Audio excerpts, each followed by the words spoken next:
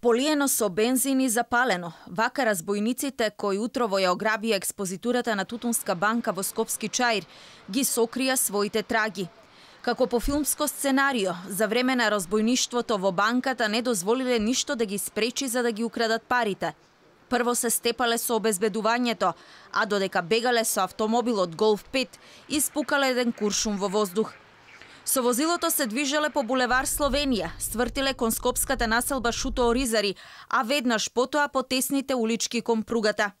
Овој тесен пат, позади пругите, бил сојузник на разбојниците кои сакале да ги сокријат своите траги, откако ја ограбиле Тутунска банка во скопската населба Чаир, која што од оваа место се наоѓа на околу 8 километри. Официјални податоци колку разбојници учествувале во грабежот нема.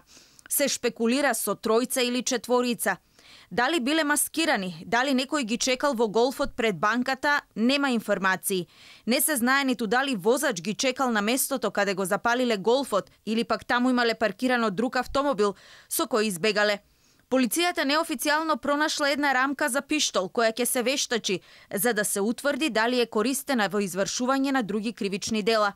Нема информации ниту колку пари се украдени. Од банката излегоа со соопштение според кое нема повредени вработени во експозитурата, а парите на штедачите се на сигурно.